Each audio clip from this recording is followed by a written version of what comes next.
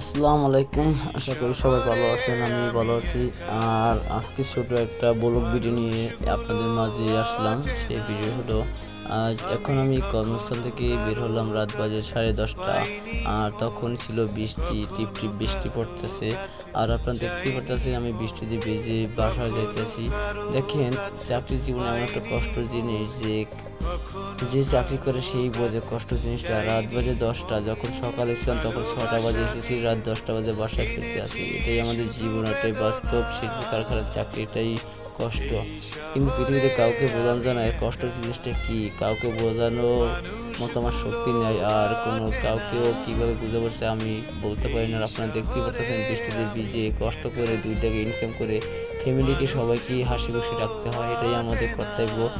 আর সবাইকে হাসি খুশি রাখতে হলে কষ্টটা করতে তো হবেই, এটাই তো বাস্তব। আর দেখতেই পাচ্ছেন রাস্তা অবস্থাও বেশি খারাপ পরিস্থিতি, এবং বৃষ্টিতে গাড়ি ঘোড়া চলারও বহুত কষ্ট।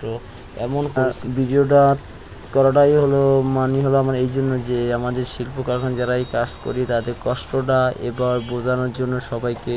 যে অনেকে দেখে সরকারি চাকরি করে, কোম্পানি চাকরি করে, সকালে যায় সন্ধ্যা চলে আসে। আর গার্মেন্টসের চাকরি করাটা যে কষ্ট কী জিনিসটা, যে এক সকালে যায়, এক রাত্রে আমরা ঘরে ফিরে আসি, সেই কষ্টটা বোঝানোর জন্য ভিডিওটা করা বা ব্লগটা করা আমার। আর আপনারা দেখতেছেন আমি যখন রাত্রে যাব বাসায় ঘুমাইতে মানে খাওয়া দাওয়া করতে করতে 12টা 1টা বেজে যাবে, ফিরে আবার সকালে উঠে আবার ডিউটিতে চলে আসতে হবে। আপনারা দেখতেই পাচ্ছেন এখন এই রাত্রে বাজে 10:30 প্রায়। আর এখন আমি ডিউটি থেকে বেরিয়েছি, আপনি আগেও বলছিলাম। এখন যে বাসায় যেয়ে ফ্রেশ হয়ে খাওয়া দাওয়া করে ফিরে আবার ঘুমিয়ে আবার সকালে আবার চলে আসতে হবে। এটাই বাস্তব, এটাই জীবন আমাদের।